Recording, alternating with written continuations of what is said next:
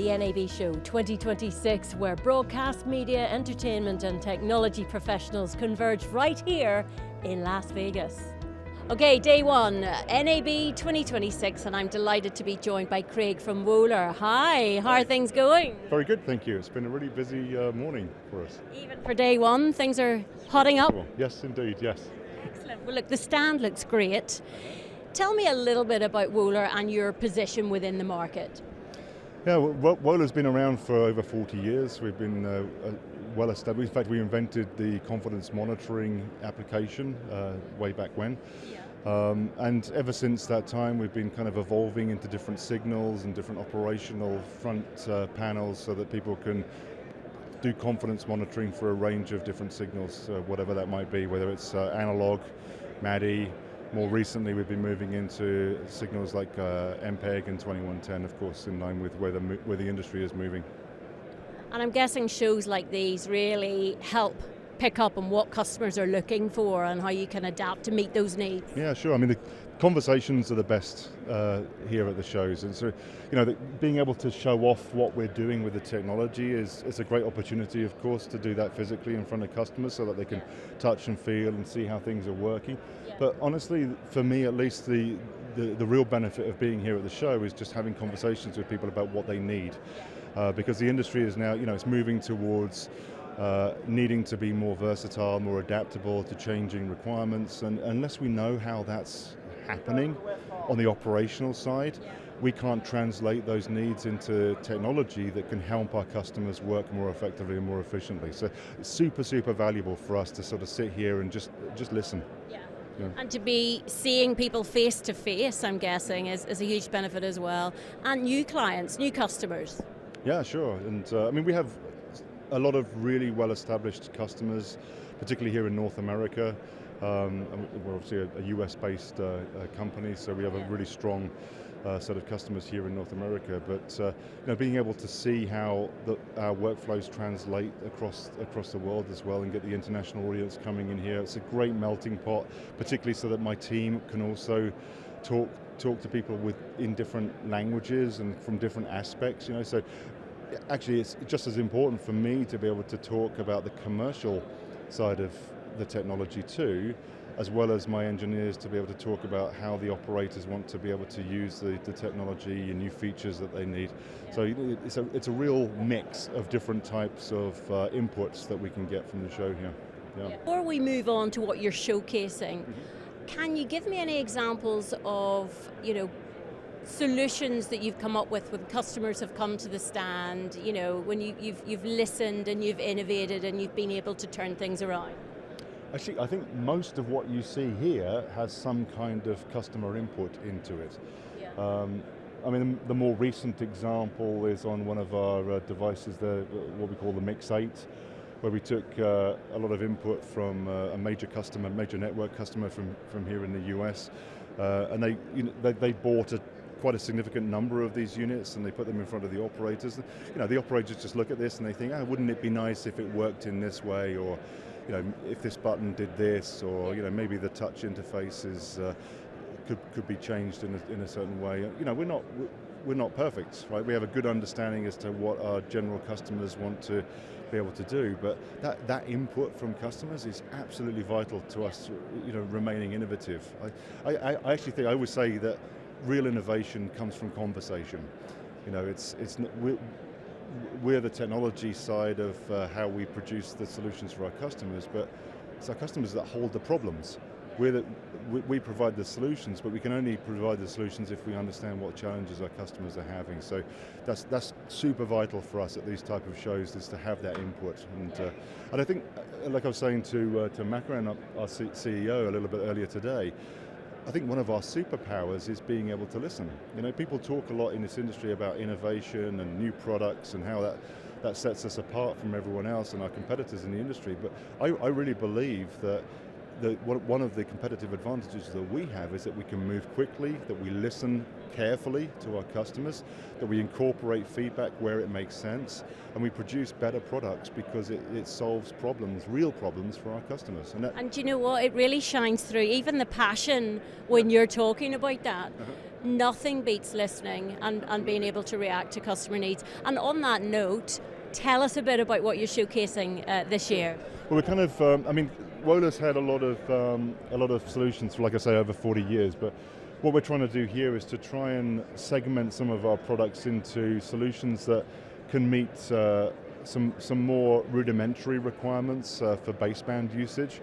So that's really for customers that are looking for solutions that are on a budget. Okay, they need monitoring that's a little bit more cost effective. Then we move across to our solutions that are for customers that are on the transition to or already have moved to IP signals. So there we're talking about the move to 2110. But most of the customers that are moving in that direction, they still have requirements for legacy signals, SDI, MADI, analog, etc. So these solutions here in the middle are really showcasing some of our solutions that allow that sort of hybrid workflow.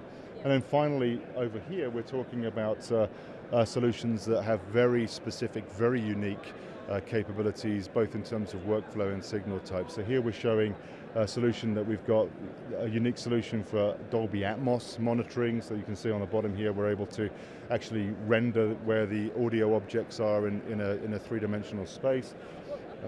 Incidentally, what will that mean? What are the benefits of that? Well, it just means that the customers can get a better view on what the signal is actually doing. So not just listening and seeing the signal, but actually experiencing the signal, making sure it's of the right kind of quality prior to then sending it on to production outside of the organization. Yeah. And we're also, as part of this general set of solutions here, we're also showcasing our MPEG product. So that's a monitor that will be able to decode MPEG-2, MPEG-4, JPEG XS, and again be able to show our customers the audio and video that's decoded from those signal types. And then most recently, so we're actually launching at the show here our 2110, our native 2110 product here. So this is a product that will take ST2110. We're able to do hitless monitoring here. We're able to do out-of-band NMOS control as well. And we're also able to leverage HDMI, which is actually an important signal for some of our customers still. So we have an MPEG input, MPEG output, an HDMI input and an output here to allow that as an additional signal type as well in that monitoring. A lot going on. And there's even more. Doesn't end there. Busy boys, yeah. So right at the end of the chain here, so what we're trying to demonstrate here is that we've got solutions for every type of workflow, right? No matter what kind of customer you are, no matter what stage you're at on your transition or what type of signals you have, we've got something for everybody at every kind of price point, every kind of feature point. And then finally, at the end here, we're recognizing the general trend in the marketplace for trying to get more out of your technology. So, many customers are trying to get much more utility out of their technology now. They want to be able to use it in a range of different ways across a wider range of operational workflows. And what we're doing with our new solution called Maverick is we're able to give all of our best of breed monitoring technology, both in the audio and the video space, but virtualize that into software. So we can give the same quality that you can get from our in-rack devices. Now you can get it on a desktop or on a phone client where you can see the video, you can hear the audio, you can monitor the data in real time, wherever you want, anywhere across the world, in front of any operator that you need, in conjunction with all of the hardware that we have also. Okay. It's mind-blowing, isn't it? If you could have seen this years ago. That far, but but it is. I mean, customers must be delighted when they come and have conversations with you, I'm guessing. Yeah, sure. I mean, part of the delight, I think, is that they recognize that we're still continue to innovate upon technology that they've already invested upon, right? So it's not that they've just bought something that they can't then get more value from. We're constantly innovating on top of those platforms. So things like Maverick, for example, those capabilities almost come for free on top of the AMUs or the in-rack monitors that we have thousands and thousands of customers worldwide that have these devices that can now access brand new technology that gives them something in addition to what they already have, but something that they need to look for in the future too. So it's all that added value really you're offering. Yeah, that's a much better way of saying. I could have saved myself 3 minutes just by using those words. Well look, I want to wrap it up by asking you, I mean you know this inside out, where do you see the future trends? Well, I see it absolutely moving towards these type of technologies where our customers can get a much more broad use operationally of the technologies that we have. I mean, Wohler as a company is very clear about its domain expertise. So we're very, very clear about the fact that we want to be, and in some cases we are the best in signal monitoring. But we want to extend that capability operationally for our customers into the future. The trend of people wanting to do more with less, I think we're right on the money with that, with what we're doing. I agree. Well look, good luck with the rest of the show. Thank you so much for your time today, Craig. Thank you so much. Enjoy Vegas. Thank you.